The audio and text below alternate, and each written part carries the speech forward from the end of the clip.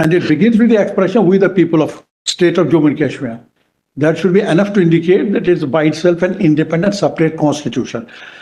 But to say that this is inferior, to say it is subordinate right is something unpalatable to us, that we feel that this is our constitution, like people of India would feel proud that they have a constitution, which though in our case, we had proper elections, and then only we had representatives who made this constitution, unlike the Constitution of India, which was there no elections took place for forming Constituent Assembly. They were the representatives of various provinces. So we're on a better footing.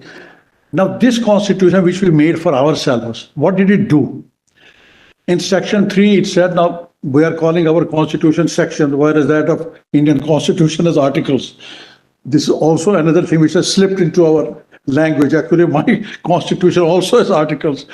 This section 3, my lords, straightway stated that it shall be an integral part. That's the same position as taken in Article 1R, instrument of extraction. That's there.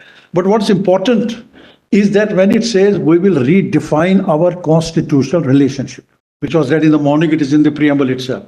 Now, what would exactly mean redefining constitutional relationships? What was the earlier constitutional relationship which we had? And it had to be redefined.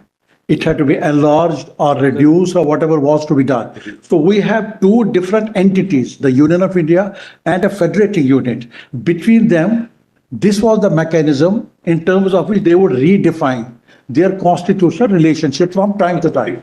Yes. This has happened from time to time. That's where the CEOs explain that from time to time, there was further defining of the constitution. Prior to that, what we had was only instrument of accession, and then 1950 order, then 52 order, then ultimately they got merged in 1954 order. Subsequent COs are all amendments made in 54 order. They are not independent by themselves.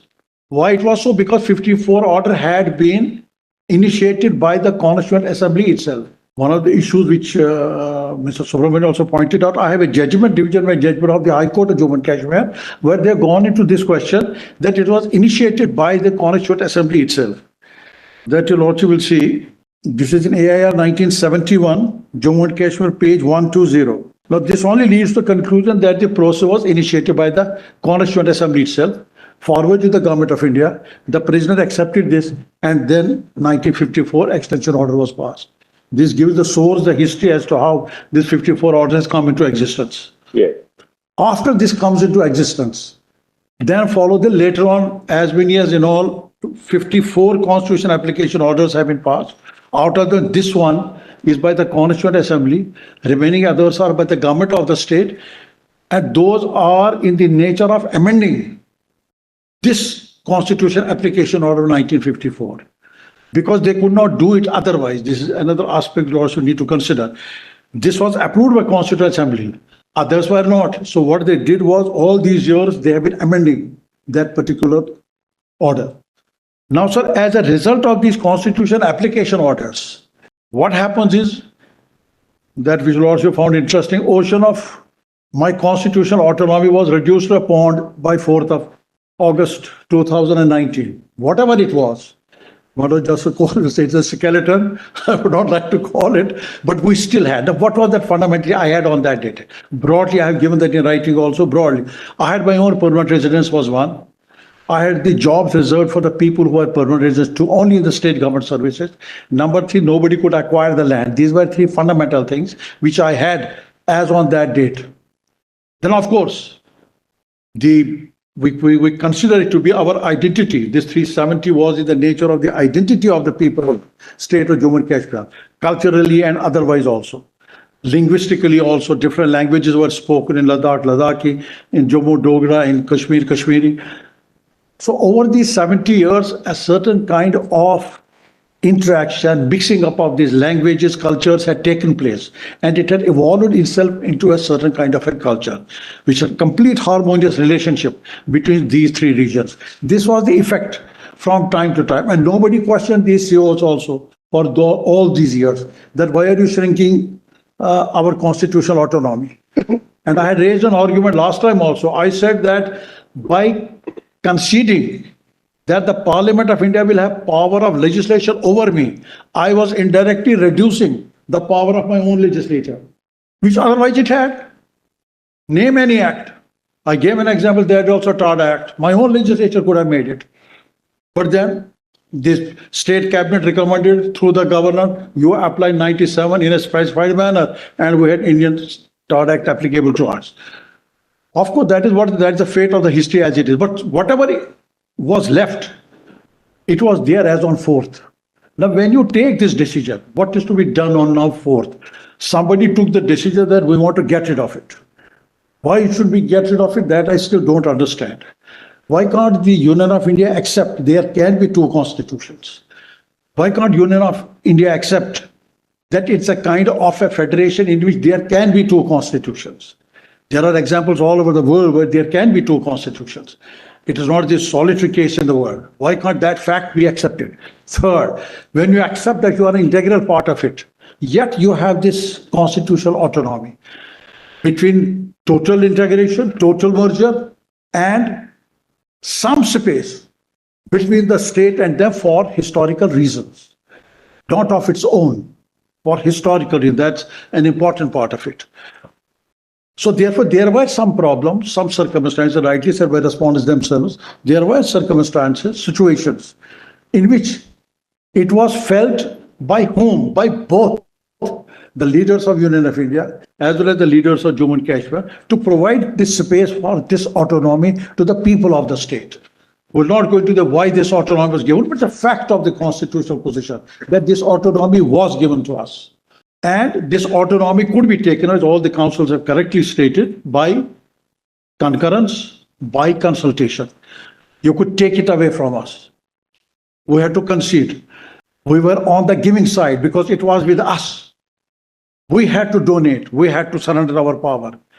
The Union of India had not to do anything. It had promised only what was in the constitution. List 2 would apply to you, that is all.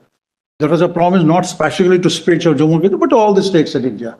That's how the constitution was framed. But so far as our constitution is concerned, we had to donate from time to time this power to Union of India. So both had to agree. Now take a look at 370 by and large. I'm not reading because time is less. Because 370 talked of three things. One, you need consultation, concurrence, and recommendation. 3 words are used. This is one side.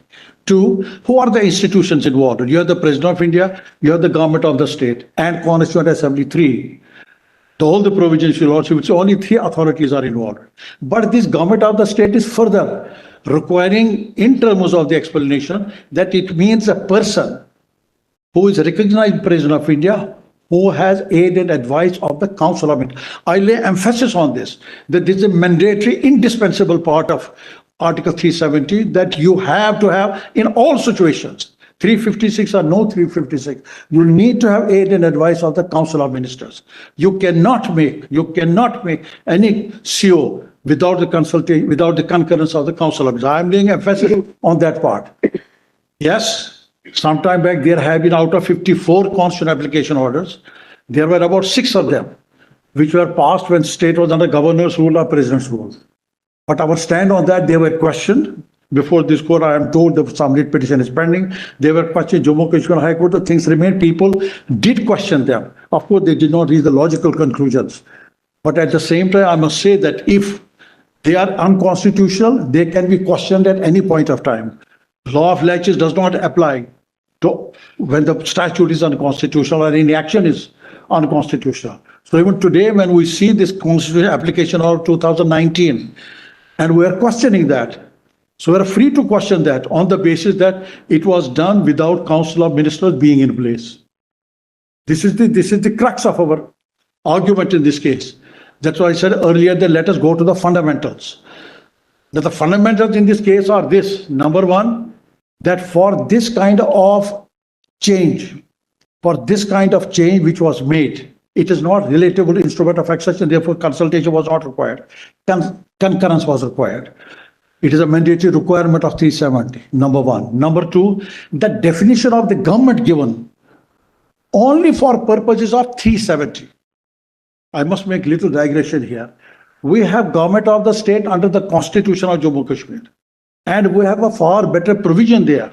That is section 35, which says, sir, that the governor will act only, the word used is only, on the advice of the Council of Ministers, which was not, you'll also will not find it in the Constitution of India at all. That way, how better our Constitution is. But you'll also ruled by judicial decision that the advice of the Council of Ministers is binding on the President. Our Constitution already way back in 1957 contained this provision that it should only act on the aid and advice of the Council of Ministers. Now, what do? So it means that the governor could not act without aid and advice of Council of Ministers in our Constitution. And here in this case, the governor acts fundamentally, apart from the other jurisprudential basis of the submission which have been made very at a different level. Fundamentally, could they do that? Could the governor at that point of time do that? Now see more additional reasons. At that point of time, I was under 356 President's rule. What is its effect? Leave the 356, or what does it contain 357? My legislature is not my own, it is taken over by Parliament. My governor is not my own, his powers are taken over by the President.